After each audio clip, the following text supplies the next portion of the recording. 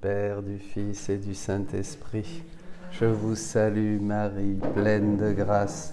Le Seigneur est avec vous.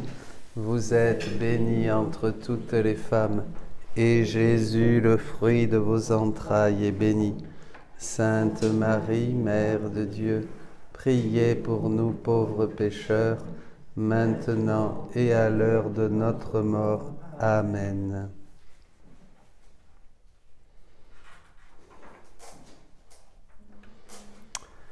Voilà, eh bien, nous nous réunissons là, avant la vigile pascale, chez nos petites sœurs de Notre-Dame d'Orient. Et on se réunit pour un petit peu partager sur un petit point important de la vie dans la divine volonté. Alors, comme toujours, le premier enseignement ouvert à tous, et ensuite, vous allez sur le site pour voir, je ne sais pas, peut-être on va encore en faire au moins 2 ou 3, on verra, sur ce thème des dispositions pour entrer dans la divine volonté. Je suppose que vous voulez tous entrer dans la divine volonté. Bon, entrer c'est facile, ce qui est difficile c'est y demeurer, hein? Y demeurer de plus en plus, pour pouvoir vraiment agir comme Dieu veut que nous agissions. Alors, y a des doutes et des confusions, on va en toucher pas mal, qui viennent de diverses interprétations que nous avons sur ce qu'est la vie dans la divine volonté. Vous voyez, chacun, on a un petit peu notre petite idée, hein? Et il y a un point qui revient souvent, c'est le rôle des vertus. Ces vertus, donc, que nous nous efforçons de vivre le plus possible, hein? Eh bien, comment s'articule-t-elle dans cette vie, dans la divine volonté? Qu'est-ce que dit Jésus, hein? Qu'est-ce qu'il faut faire? Voilà, ça revient. Dans ce processus de croissance, on place ces vertus souvent comme quelque chose qui va nous permettre de, vous voyez, c'est une question qui revient souvent. Et c'est pas sans créer des interférences et des contradictions entre cette sainteté humaine qu'on a connue et la sainteté divine que Dieu nous propose maintenant. Alors, pour être plus clair, on a toujours eu l'idée, on a toujours cette vision qu'il s'agit de quelque chose de graduel, voyez, et de successif, un peu comme un escalier. Voyez, un escalier où on avance et à un certain degré atteint, on passe à un autre degré. Et une fois ce nouveau niveau atteint, on passe au niveau suivant et ainsi de suite. Eh bien, ça ne marche pas comme ça avec la divine volonté. On n'a pas besoin d'atteindre un certain degré de vertu pour mériter la divine volonté. Voilà. D'abord, pour entrer dans la divine volonté, bien sûr, il faut la posséder. Et pour la posséder, il faut comprendre. Alors, il faut commencer par quelque chose de très important. La divine volonté ne peut pas se comprendre si nous ne voulons pas entrer en elle. Vous savez, il y a des gens que nous rencontrons, et puis alors ils sont intéressés, mais ils posent des questions, et oui, mais... d'accord, je comprends, mais ils sont intéressés, hein, ils vont même acheter les livres, mais on voit qu'ils ne comprennent pas. Hein, on voit qu'ils ne comprennent pas parce qu'il y a encore trop de barrières à l'intérieur. Il y a on va le voir après, on veut se mettre au-dessus pour voir, et si je comprends un peu, si ça me rassure, je vais adhérer, je vais donner ma foi. Ça ne marche pas comme ça, voyez. Il faut d'abord vouloir pour commencer à entrer dans cette divine volonté, hein, parce qu'on ne peut pas comprendre si on n'est pas dedans. C'est un peu comme les vitraux dans l'église, vous voyez. Ces vitraux sont resplendissants si on est dedans. Derrière, si on est dehors, c'est moche. Hein, c'est tout blafard, c'est tout gris, on ne voit rien. Mais dès qu'on est dedans, ah, voilà. C'est un petit peu ça. Donc il faut la posséder. La posséder, c'est-à-dire croire. croire que Dieu nous fait ce don. Vouloir, la désirer, l'apprécier, hein, et ça va faire qu'on va la comprendre. On va commencer à être touché, à voir les choses d'une manière différente. Je vais prendre un texte du volume 4, numéro 171, 9 janvier 1903. Jésus dit, « Ma fille, pour bien comprendre un sujet, il est nécessaire de croire. Car sans cela, tout est obscurité dans l'intellect humain. Alors que seulement le fait de croire allume une lumière dans l'esprit. Et au moyen de cette lumière, il découvre avec clarté la vérité et ce qui est faux, quand la grâce agit et quand c'est la nature qui agit et quand c'est aussi le diable qui agit, ce qui est diabolique. Vous voyez, c'est extraordinaire ce texte. Il faut d'abord croire. Quand on croit, il y a une illumination de l'esprit, et ça nous enverra un autre texte du livre 2 que nous verrons, qui nous permet de discerner. En fait, on discerne quand on croit. Quand on croit, on reçoit une grâce, la grâce du Saint-Esprit, hein, qui illumine notre cœur et qui nous permet de voir clair les réalités spirituelles. Les réalités spirituelles. Quelquefois, on dit qu'il faut comprendre d'abord avant de croire. Trouver des raisons de croire. Je me souviens d'un livre qui portait ce titre. Eh bien, pas tout à fait. Hein. C'est un peu une erreur. Il est clair dans ce que nous dit Jésus dans ce texte, il faut d'abord croire avant de comprendre. Là, on parle des clés pour entrer dans la divine volonté. Ça, c'est très important. Hein. Croire avant de comprendre. C'est en croyant, dit-il, que je vais voir si cela vient de la grâce, ou de la volonté humaine, ou de l'ennemi. Hein. Ne nous compliquons pas la vie. Hein. La foi est une lumière qui nous guide sûrement. Je n'avais d'autre lumière que la foi qui brille dans mon cœur, hein, disait Saint Jean de la Croix. Bon. Ma fille, volume 36, 38, 13 novembre 1938. Ma fille, pour pouvoir goûter et posséder ce que ma volonté sait faire, tu dois être en elle. Sinon, tu ne comprendras rien.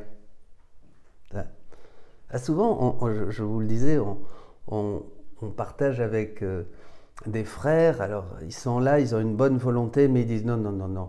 Ils sont accrochés à une spiritualité, à des choses qu'ils ont apprises, à un mouvement, à un saint, à une mystique, bon voilà. Hein.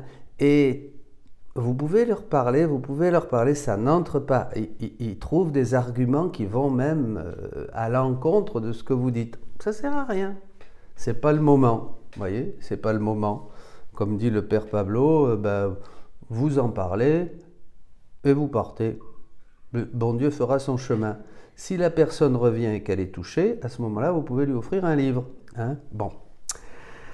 Il est donc clair qu'il me faut d'abord vivre dans la divine volonté, c'est-à-dire désirer entrer, y entrer c'est facile, nous allons le voir, pour ensuite comprendre ce qu'est cette divine volonté et quelles sont les étapes pour arriver à aller toujours plus profond et à la laisser régner en moi.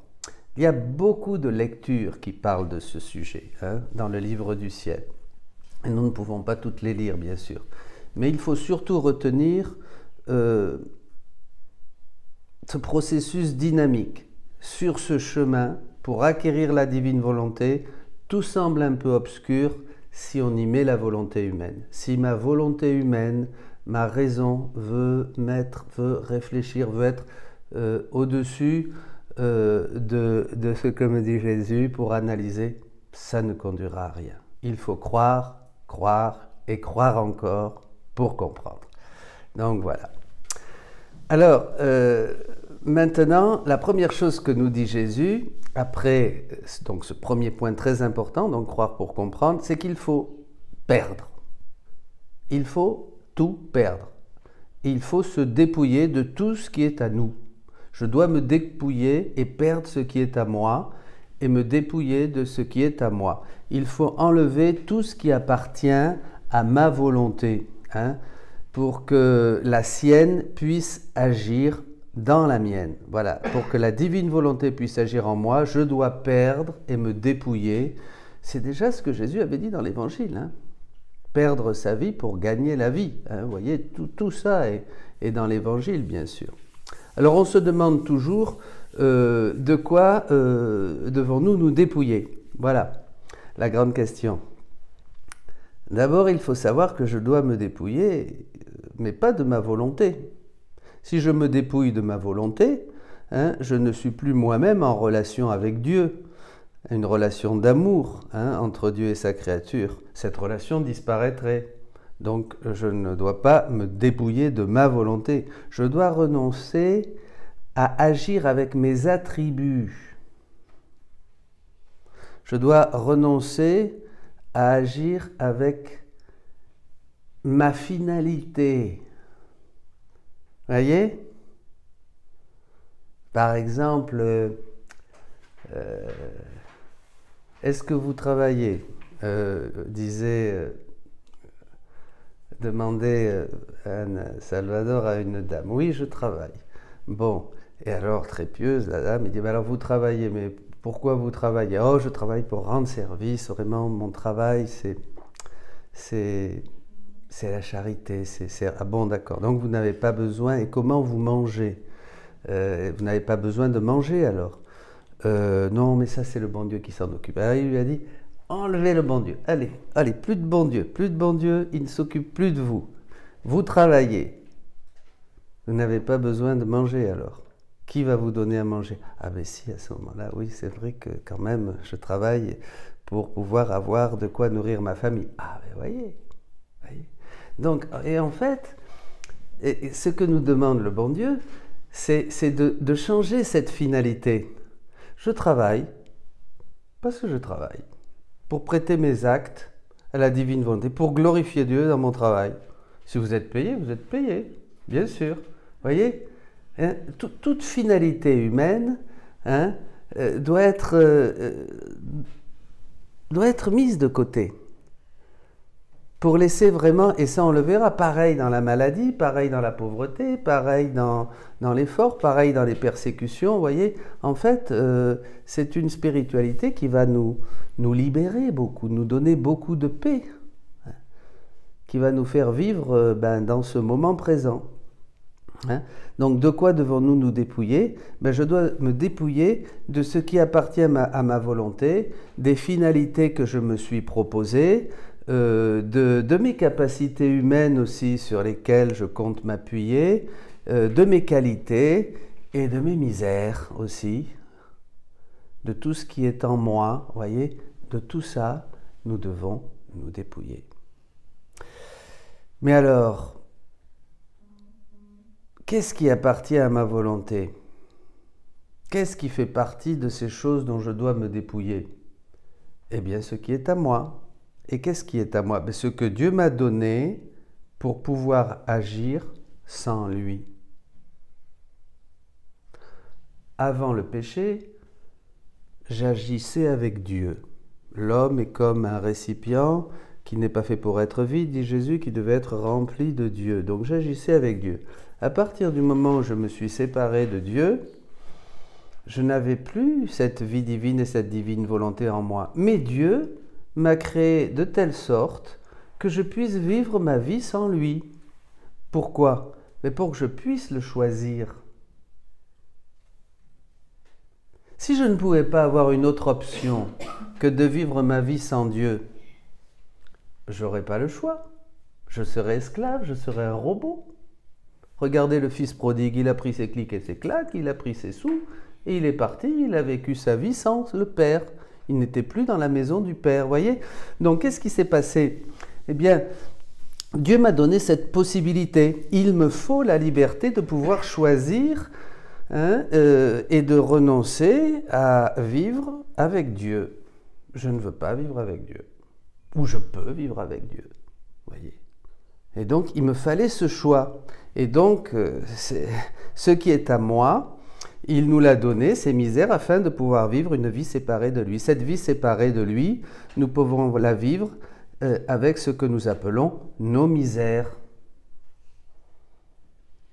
Ce sont ces misères qui nous permettent d'agir par nous-mêmes, sans Dieu.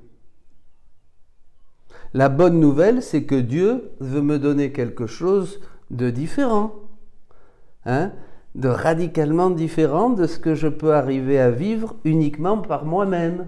Regardez le fils prodigue, il est quand même mieux à la maison du père. Il y a un bon repas, il y a un banquet, il a des sandales, il a la bague, il a tout. Mais il pourrait aussi retourner encore avec les porcs. Il aura peut-être de quoi manger, de quoi vivre encore 10, 20, 30, 40 ans. Vous voyez, c'est pas un souci. Voilà. Donc je peux vivre uniquement par moi-même, aussi sans Dieu. Mes misères sont donc quelque chose qui est radicalement différent de ce que Dieu veut me donner au départ, puisque Dieu veut me donner évidemment sa vie divine, sa divine volonté, mais je peux dire non, sa vie divine et sa divine volonté, mais elles me permettent, ces misères, de pouvoir aussi agir avec ce qui est à moi, avec mes ressources, sans Dieu. Comme je vous le disais, c'est la parabole du fils prodigue. C'est bien, c'est clair? Oui? Pas de question. Bon. Alors Dieu, dans son omniscience, il sait tout, Dieu, évidemment, sachant par avance que nous allions sortir de son plan, évidemment, et ne pas choisir ce qu'il allait nous proposer, Dieu nous laisse ces misères, il nous les donne en nous créant, nous a créés avec cette possibilité, ces misères, comme un moyen pour pouvoir nous approcher de lui, ou définitivement nous éloigner de lui. Ces misères, en fait, en moi, me donnent une option, un choix. En effet, si j'arrive à vaincre mes misères, qu'est-ce que ça va devenir?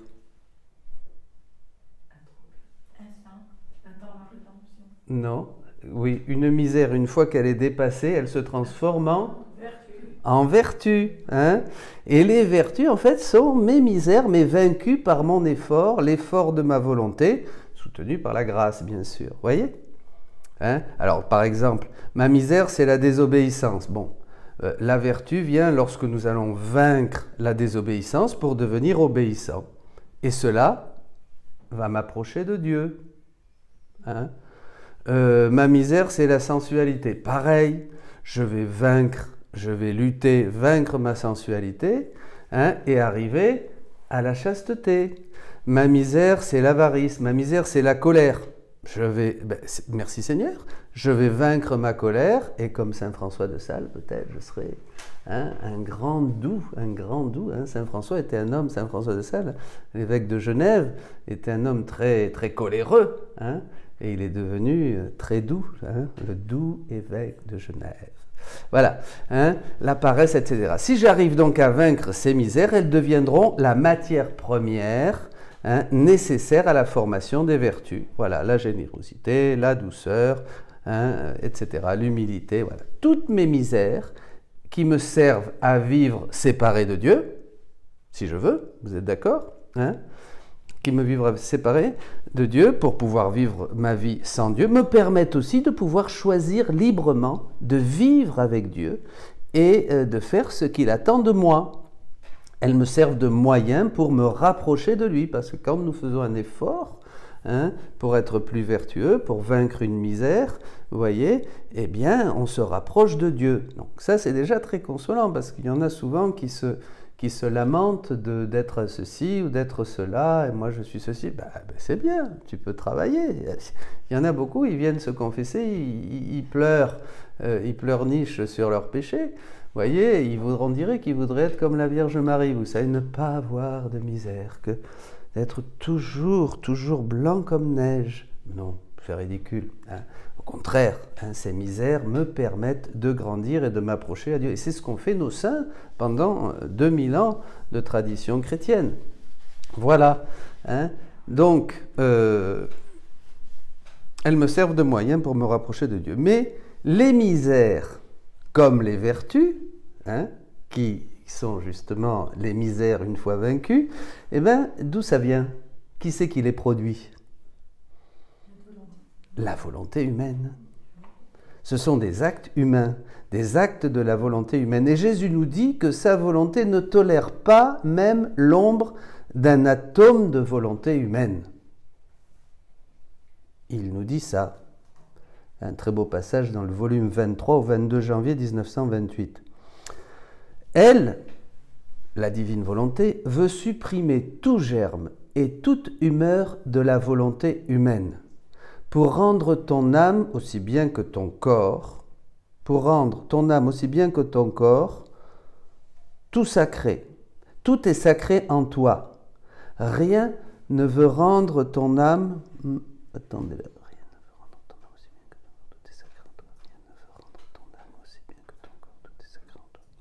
La divine volonté ne tolère pas même un atome de ton être qui ne soit animé et consacré par ma volonté. C'est pourquoi ton dur martyre n'est rien d'autre que la consommation de ce qui ne lui appartient pas. Ne sais-tu pas que la volonté humaine est la profanatrice de la créature ? Là, ça va nous poser un problème, parce que je dois aussi renoncer à mes vertus. Je dois renoncer à mes misères, mais je dois renoncer aussi à mes vertus. Alors comment on va arriver à être saint dans la divine volonté? Ah, c'est quand même parce que, voilà, bien sûr. Et alors là, il faut un peu expliquer, ça prend... Vous savez, on découvre la divine volonté maintenant, c'est quelque chose d'immense et de merveilleux que le Seigneur nous donne, et alors c'est normal. Alors souvent, il y en a qui, ils entendent ça, ils arrêtent, on se décourage. Parce qu'on dit, un jour je me souviens d'un avocat qui m'avait dit, oui, non, moi, la divine volonté, quand j'ai entendu qu'il disait que Louisa, c'était...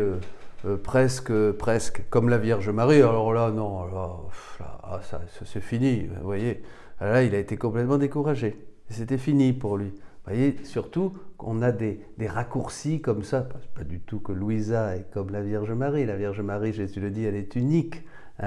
Mais en fait, aussi, ce que Dieu veut, c'est faire que ses enfants deviennent vraiment participants à la vie divine et deviennent, comme dit saint Paul dans la lettre aux Colossiens, saints, immaculés, marchant dans sa présence. Donc en fait, la Vierge Marie est mère de Dieu et elle remplit le ciel quand elle est arrivée, le jour de son Assomption, de tous ces actes qu'elle avait fait au point que le ciel débordait. Elle est unique, bien sûr, mais Louisa va être l'œuvre de Dieu. Cette œuvre, elle va construire ce règne de la divine volonté, ce qui est extraordinaire, puisqu'elle va devoir récapituler toutes les saintetés humaines que nous avons vécues jusqu'à elle, et nous être la première pour que nous puissions entrer.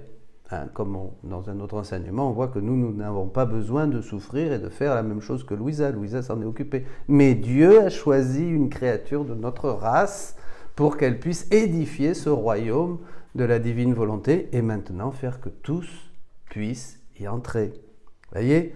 Mais c'est sûr que dans Louisa, la Vierge Marie et Louisa, Marie et Jésus, c'est vraiment la rédemption, et Louisa, c'est la petite chose de rien que Dieu a choisie, parce qu'il l'a trouvée la plus pauvre, voilà, pour pouvoir justement ouvrir maintenant ces temps, qui sont les derniers, ce royaume à toutes les créatures.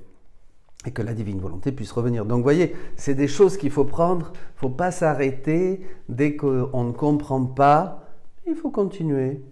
Et on comprendra quand le moment sera venu. Vous voyez, c'est ça, avoir cette simplicité des enfants. Bon, donc je reviens au sujet. Alors ça gêne un peu. Comment on va faire avec ces vertus s'il faut renoncer à ces vertus? Et on va voir que Jésus nous le dit. Mais c'est très clair dans l'enseignement de Jésus, il va revenir souvent sur ce point. Alors nous pensons que si je renonce à mes vertus, je vais donc renoncer à ce qui m'approche de Dieu. C'est vrai. C'était vrai avant le royaume de la divine volonté.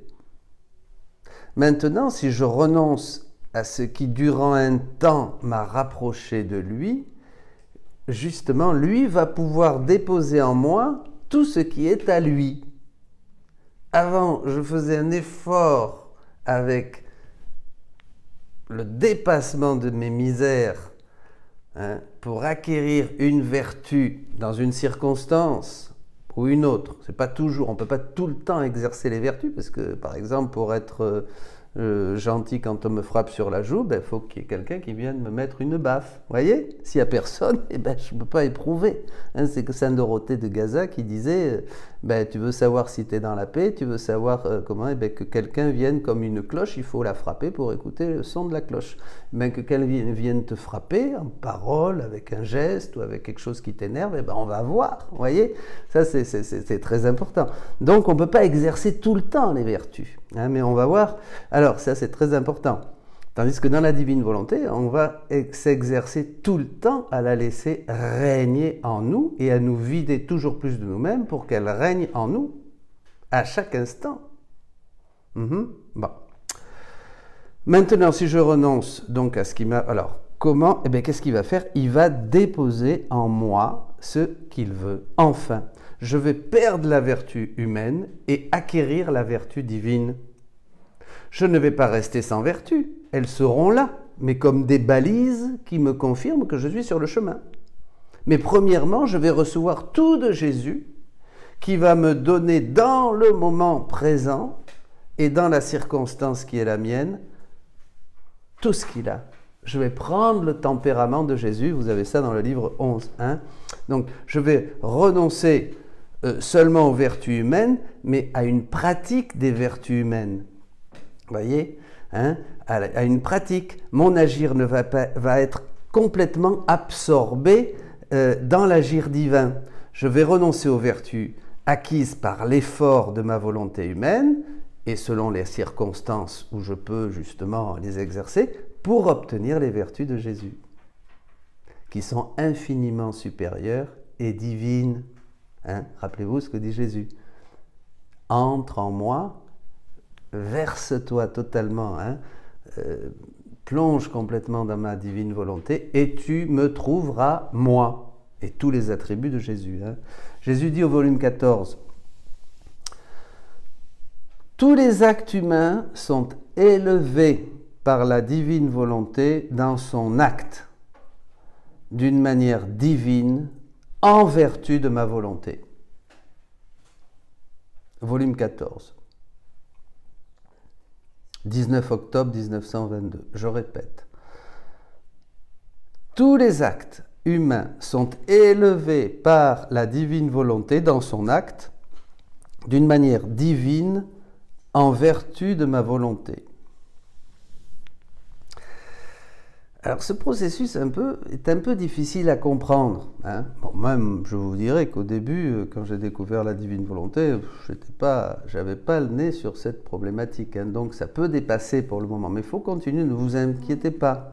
Hein. La divine volonté, c'est la vie du ciel.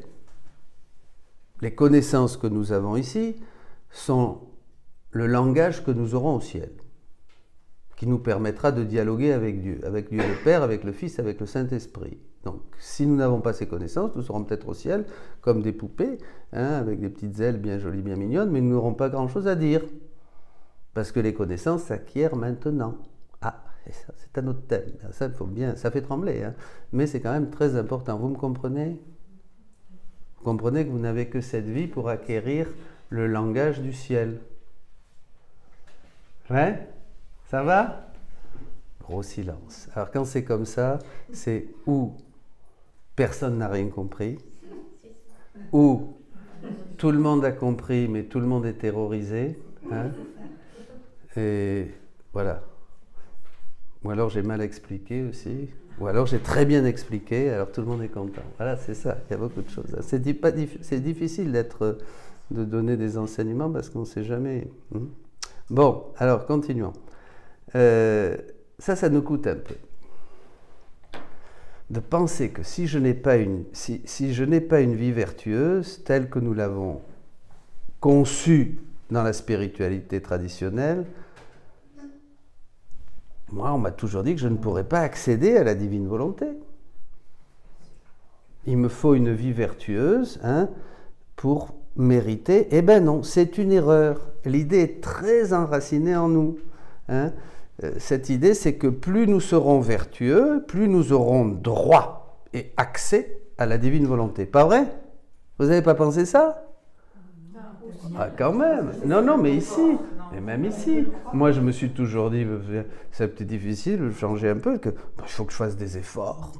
Il faut que je fasse des efforts de prière, il faut que je fasse des efforts de charité fraternelle, il faut que je fasse des efforts d'abandon, il faut que je fasse des efforts d'humilité, bien sûr. Il faut que je fasse des efforts tout le temps, parce que sinon, la divine volonté, quick! Eh oui, et je ne vais pas la mériter, donc je n'aurai pas droit à cette divine volonté. Vous voyez, on est quand même dans l'échelle, on est dans la montée du Carmel, on est parce qu'on a toujours eu cette... eh bien non, la divine volonté, c'est un don.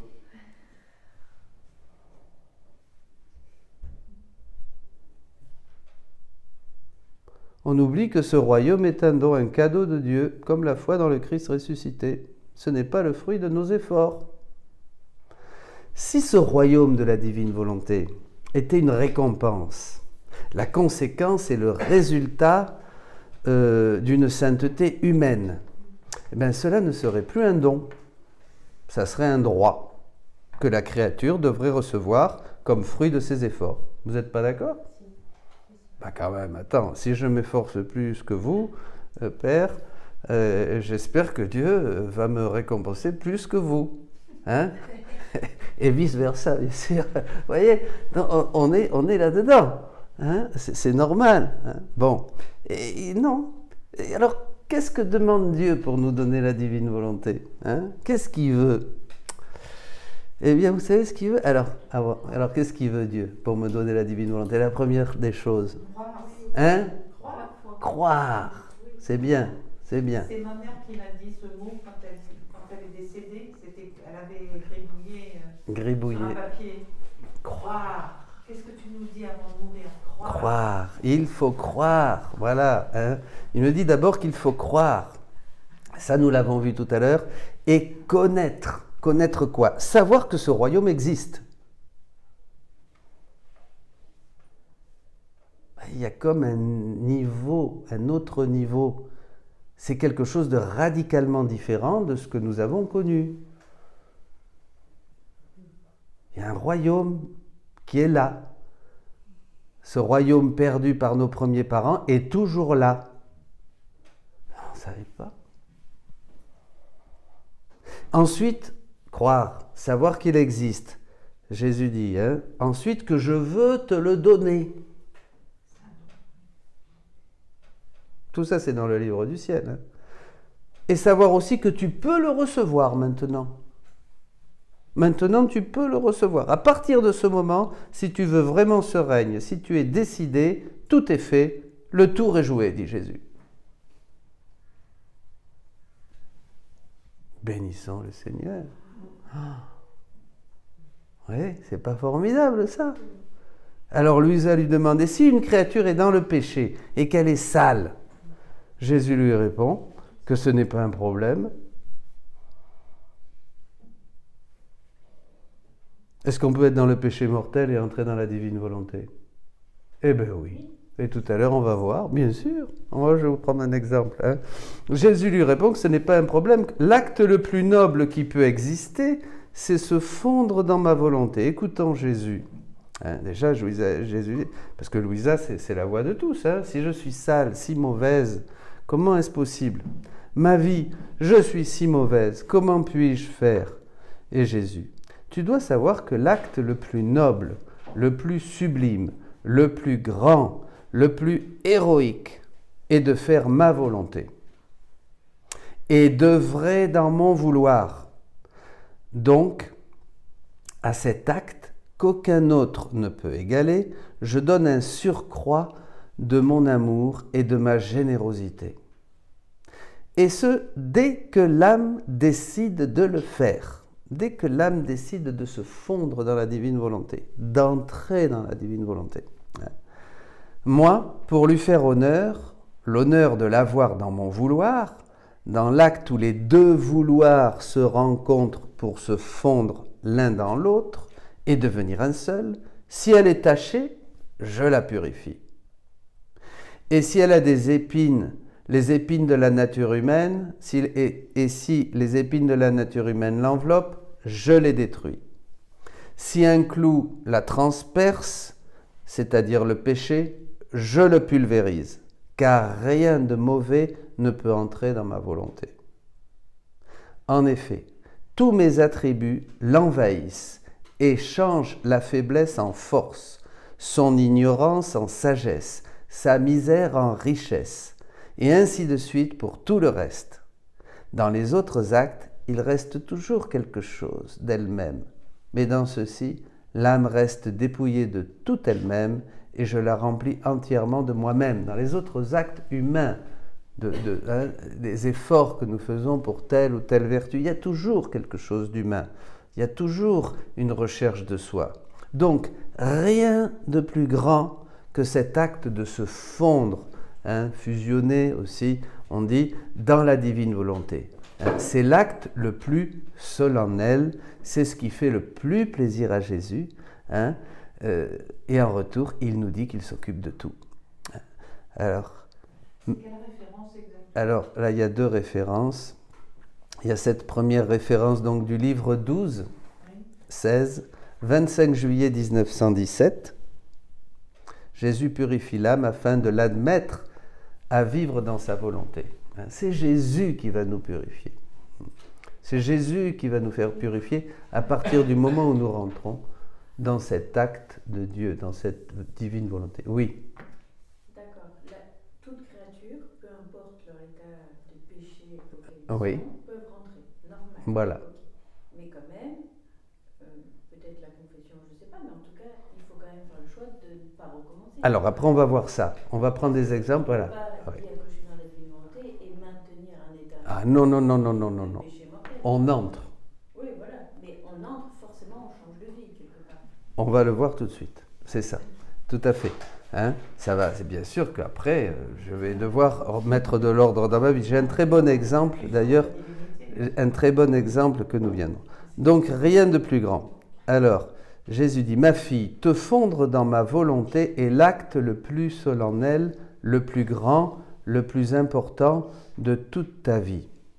Se fondre dans ma volonté, c'est entrer dans le domaine de l'éternité, l'embrasser, la baiser et recevoir le dépôt des biens contenus dans la volonté éternelle. Volume 17, 4 janvier 1925.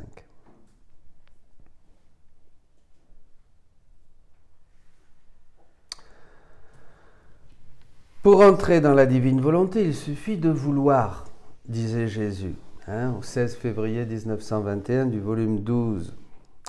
Pendant que je réfléchissais sur la divine volonté, mon doux Jésus me dit, « Ma fille, pour entrer dans ma volonté, il n'y a ni chemin, ni porte, ni clé, parce que ma volonté est partout.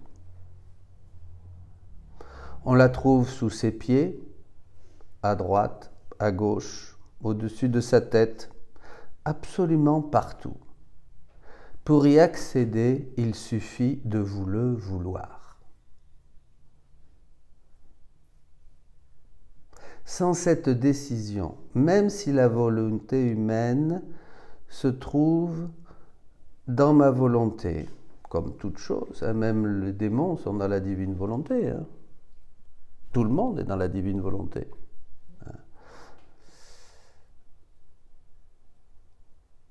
Elle n'en fait pas partie, elle ne jouit pas de ses effets, elle s'y trouve comme une étrangère.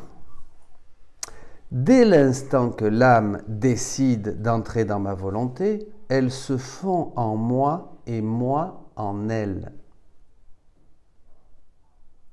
Elle trouve tous mes biens à sa disposition. Et c'est là qu'on va les utiliser pour ce changement de vie, bien sûr. Force, lumière, aide, tout ce qu'elle veut. Il suffit qu'elle le veuille et le tour est joué.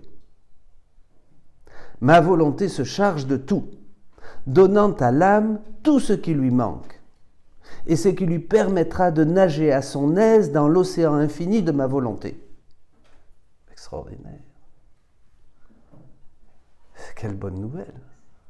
C'est tout le contraire pour qui procède par l'acquisition des vertus. Tout le contraire. Que d'efforts sont nécessaires, que de combats, que de longs chemins à parcourir. Et quand il semble que la vertu sourit enfin à l'âme, une passion un peu violente, une tentation, une rencontre fortuite la ramène au point de départ. Voyez ? Et Jésus prend un autre exemple que vous avez dans le livre 11. Les deux escaliers. Le 11,42, si je ne me trompe pas. 11,42, 11,43.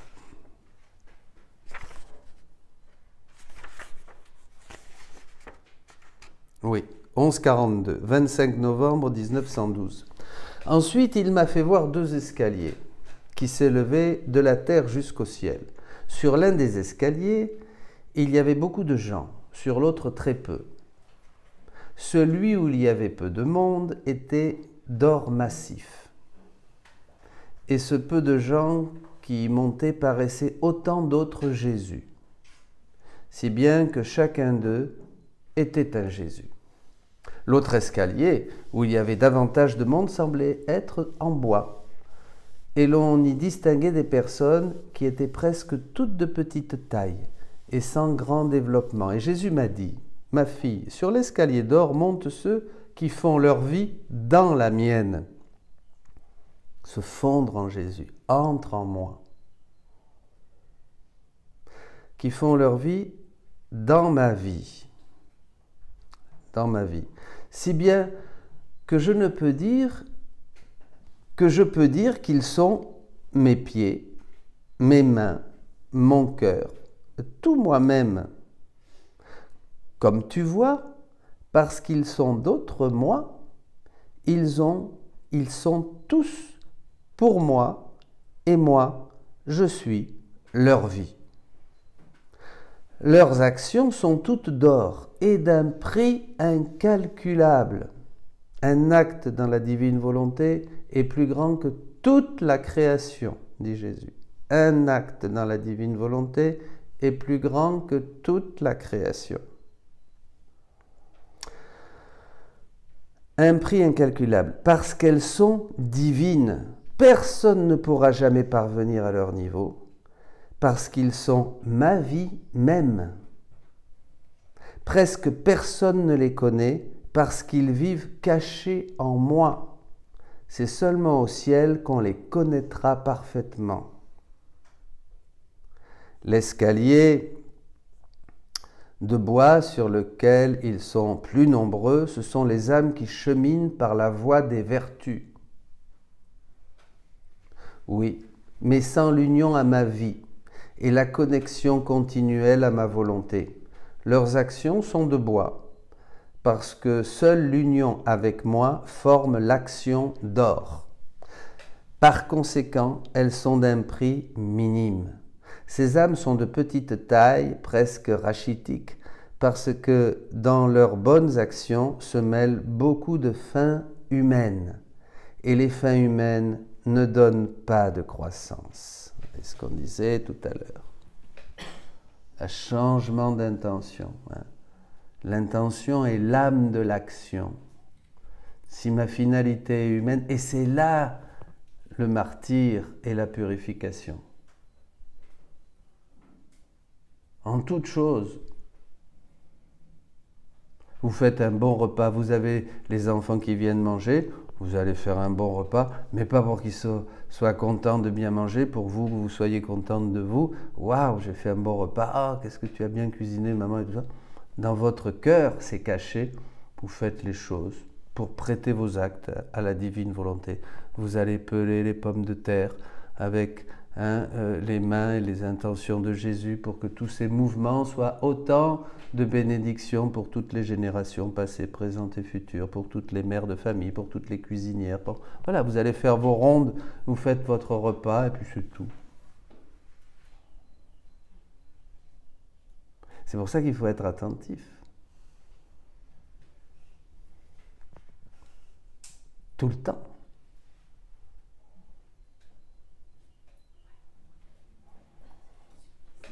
Ces âmes-là qui montent l'escalier de bois, elles sont connues de tous parce qu'elles ne vivent pas cachées en moi, mais en elles-mêmes, et donc rien ne les couvre. Au ciel, elles ne feront aucune surprise parce qu'elles étaient déjà connues sur la terre.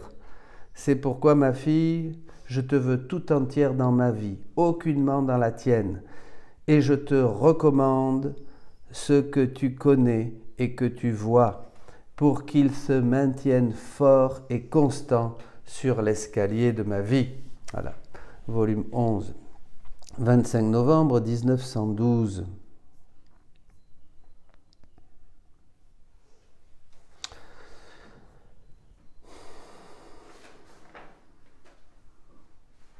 La créature qui veut se fondre dans ma divine volonté doit croire que je vais faire tout pour qu'elle entre dans ce royaume.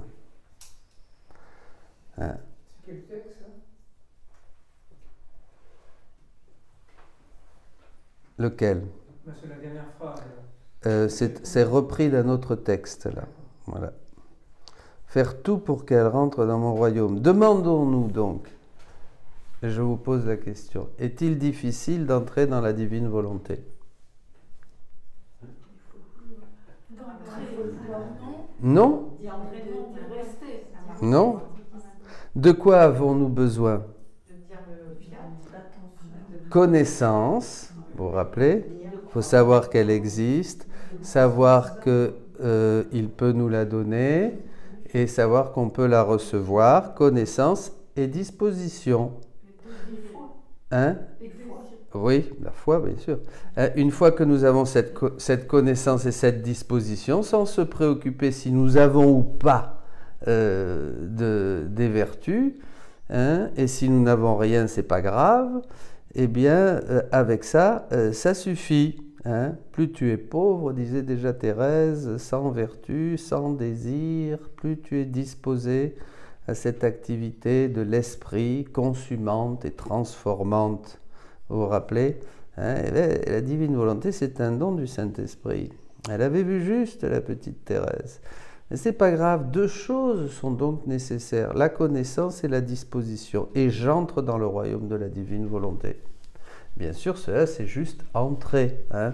Ensuite, il faut demeurer. Et là, c'est une autre histoire. C'est une autre histoire. Hein.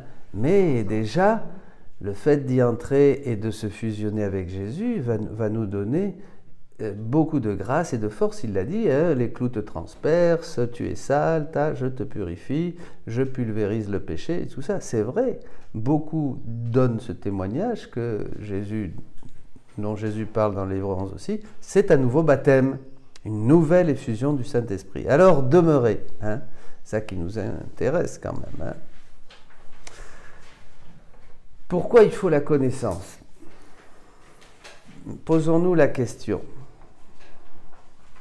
Quelle est la fin de l'histoire de l'homme? Le grand final de toute l'histoire humaine, c'est quoi? Oui. Grand final de toute l'histoire humaine, c'est quoi? Apocalypse, les noces. Hein? Bienheureux ceux qui sont invités aux noces de l'agneau. Hein? C'est ce qu'on va chanter là ce soir, je pense. Hein? Eh oui, bienheureux, alléluia, il règne le Seigneur notre Dieu, le souverain de l'univers. Soyons dans la joie, exultons et rendons gloire à Dieu, car elles sont venues les noces de l'agneau. Et pour lui, son épouse a revêtu sa parure. Un vêtement de lin fin lui a été donné, splendide et pur. Apocalypse 19, 6, 8.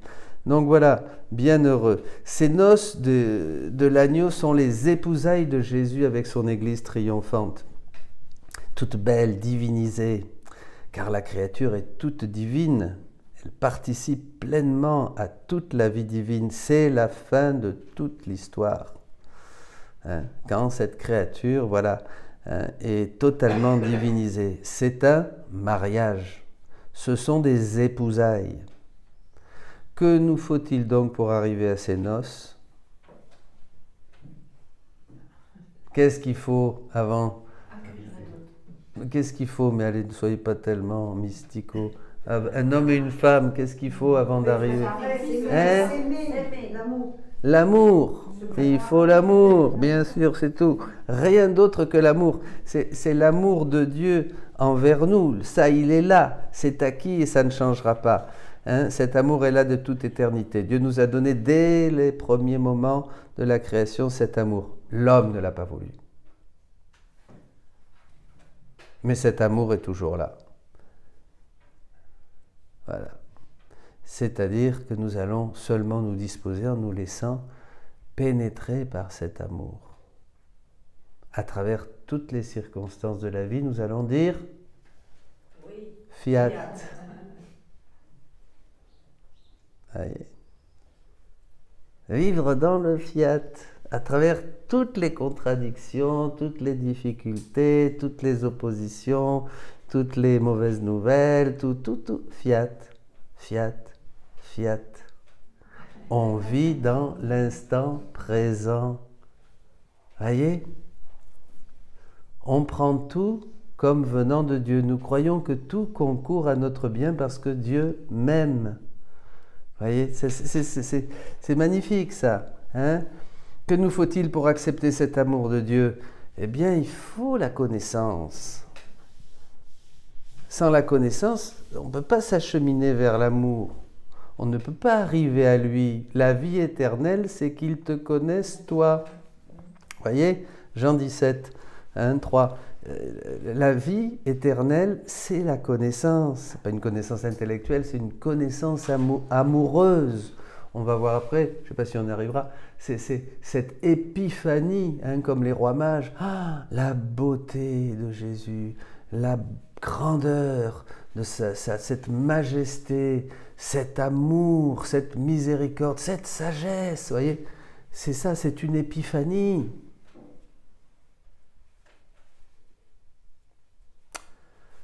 Eh oui. Alors comment commencer? Eh bien, il faut avoir confiance en celui que nous voulons aimer. Et confiance, fiat.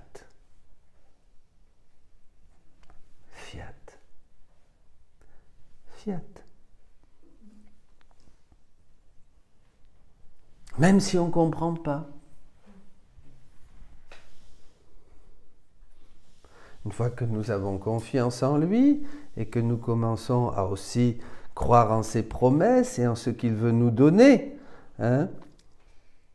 Louise a dit, comment est-il possible que mon doux Jésus ait attendu si longtemps pour faire connaître tout ce que son humanité a travaillé dans la divine volonté pour l'amour des créatures? Voyez, Louise a aussi douté. C'est à ce moment-là que nous allons lui permettre, par notre confiance, hein, en lui donnant tout notre cœur, en croyant que c'est Jésus qui parle, il va se manifester encore davantage. Celui qui m'aime, dira Saint Jean, il gardera ma parole, mon Père l'aimera, et nous nous manifesterons à lui. Nous, les trois, la Trinité. Vous voyez, Jean 14, 23. Donc, c'est ça. Hein? Et alors, il va se manifester davantage à nous, il va nous révéler davantage son amour, hein? Nous montrer sa puissance, nous faire découvrir sa beauté, sa sagesse, et le tour est joué, dit Jésus. Il va nous faire voir ces choses que nous pouvons faire, hein, dans la divine volonté. C'est une épiphanie. Le livre du ciel, c'est l'épiphanie de Jésus, comme celle des rois mages, je vous disais. Hein, comme les apôtres sur le mont Tabor, où il manifesta toute sa beauté, la majesté de sa divinité qui transpassait, hein, qui passait à travers son corps. Hein. Dans la mesure où Jésus nous manifeste ce qu'il est, nous allons toujours plus tomber amoureux de ce Jésus et accepter de demeurer le plus possible dans cette ambiance du règne. Quand on commence à goûter la divine volonté, on veut plus, on ne veut pas en sortir. On fait attention, hein, parce qu'on renonce à tout le reste, on veut rester dans ce royaume de Dieu, on veut faire nos rondes, on veut que les attributs de Jésus soient en nous, on veut le consoler, enfin toutes ces choses que nous découvrons dans cette épiphanie qu'est le livre du ciel. C'est le dévoilement de Dieu, le livre du ciel. C'est extraordinaire, hein, voilà. Tout le reste, on renonce à tout le reste, à tout ce qui est à nous, bien sûr. C'est cela que nous dit saint Paul. J'aime beaucoup, c'est admirable ça. Je considère tout comme désavantageux à cause de la supériorité du Christ. Oh, que c'est beau ça. La supériorité. Je considère tout comme désavantageux à cause de la supériorité de la connaissance du Christ. Et là, c'est vraiment le Christ dans la divine volonté. C'est Jésus qu'on découvre. Nous le voyons tel qu'il est, comme dit saint Jean dans la première lettre, chapitre 3, verset 2. Hein? Bon, à la connaissance du Christ, mon Seigneur, à cause de lui, j'ai accepté de tout perdre tous mes attributs, mes finalités, même tout ce que je suis, tout perdre, tout. Je considère tout comme déchet, comme balayure, comme poubelle, afin de gagner le Christ et d'être trouvé en lui. Entre en moi. Ouais. C'est Paul, je vous donne la référence. 3, 8, 9. Hein, voilà, trouver en lui, par lui, avec lui, en lui la divine volonté. On savait qu'il fallait faire la volonté de Dieu pour être des bons serviteurs. Vous vous rappelez, on s'était forcé. Mais là, c'est pas, Jésus dit, c'est pas faire ma volonté. Non, ça c'est le serviteur. Hein, ça c'est pour les esclaves, les serviteurs. Hein, c'est en lui, dans la divine volonté, dans cette mer immense où il va tout de suite me purifier et me donner tous ses attributs pour que je puisse en disposer. Je considère tout comme déchet afin de gagner le Christ et d'être trouvé en lui, n'ayant pas comme justice à moi celle qui vient de la loi. Oh, cette petite justice de ma tête. Hein? Non, non. Hein? Et de ma terre, voilà, de ma terre et de ma tête. Hein, voilà, cette petite justice de la loi, de mes idées, de ma raison, mais non, celle par la foi au Christ qui vient de Dieu et qui s'appuie sur la foi. Alors là, à ce moment-là, une terre nouvelle et des cieux nouveaux. Des cieux nouveaux, une terre nouvelle. Vous voyez, ça c'est important. C'est merveilleux, ce texte de saint Paul. Je vous donne la référence parce que ça, Philippiens 3, 8, 9. Voilà.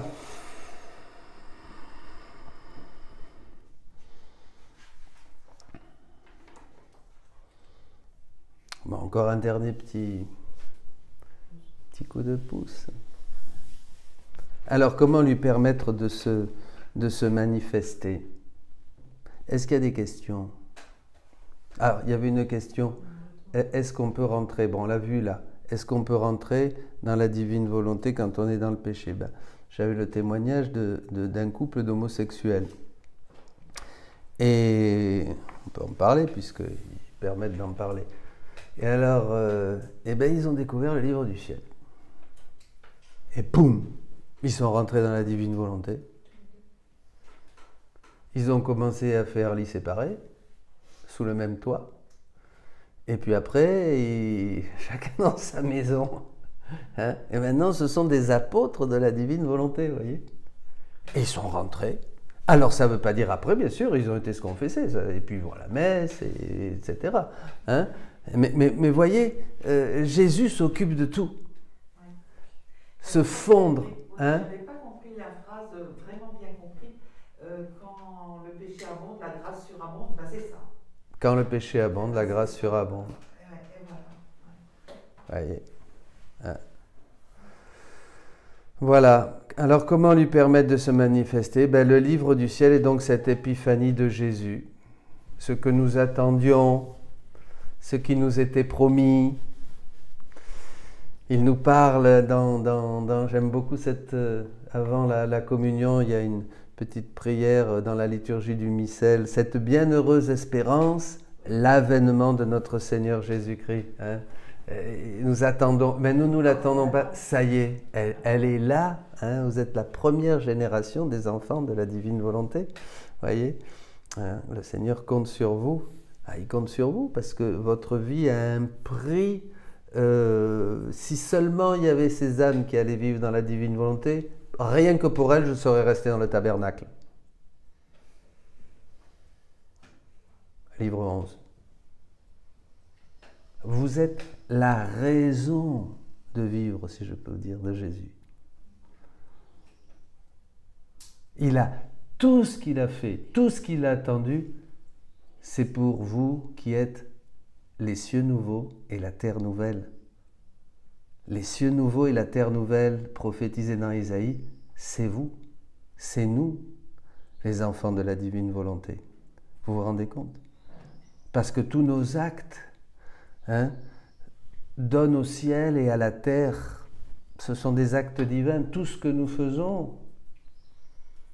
Alors comme on n'est pas habitué... Alors le problème là, c'est on ne va pas développer ça maintenant, mais comme nous ne savons pas qui nous sommes, très peu, très peu. En fait, moi je dis, j'ai découvert qui j'étais quand j'ai découvert la divine volonté. Ah bon, à l'image, à la ressemblance de Dieu, oui, bon, enfin, bon. Hein, on ne sait pas qui nous sommes, nous ne connaissons pas notre grandeur, notre beauté. Le plan de Dieu sur nous.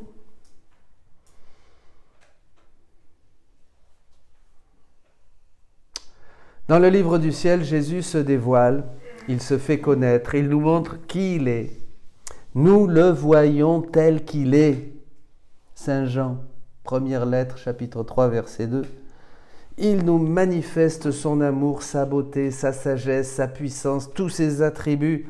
Mais c'est un festival de lumière. Tous les biens qu'il possède et qu'il veut nous donner. Il nous explique toutes les conséquences et les effets de ce grand don de la divine volonté dans nos vies, dans le monde, quand nous agissons dans la divine volonté, dans tous les temps passés, présents et futurs.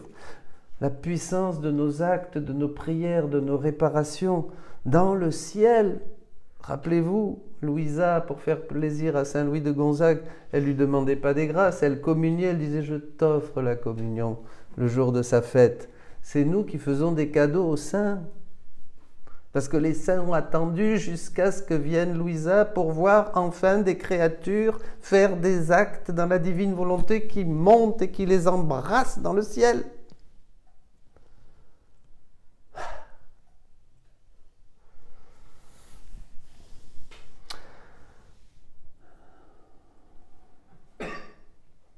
Connaître ces choses est ce qui va m'unir toujours plus à lui, en le laissant œuvrer en moi et moi avec lui. Le désir de vivre toujours plus dans ce royaume va me faire vivre de plus en plus dans ce qu'il appelle le martyre de l'attention. Saisi par le Christ, je ne veux plus le lâcher. Je vais terminer par ce texte-là. Volume 6, 13 septembre 1904. Ma fille, quand une âme m'a donné sa volonté, elle n'est plus maîtresse de faire ce qui lui plaît. Sinon, ce ne serait pas un vrai don. Alors que le véritable don consiste à sacrifier continuellement sa volonté, la volonté, à celui à qui nous l'avons donné. Et c'est un martyre d'attention continuelle que l'âme porte à Dieu. Voilà. Soyez bénis.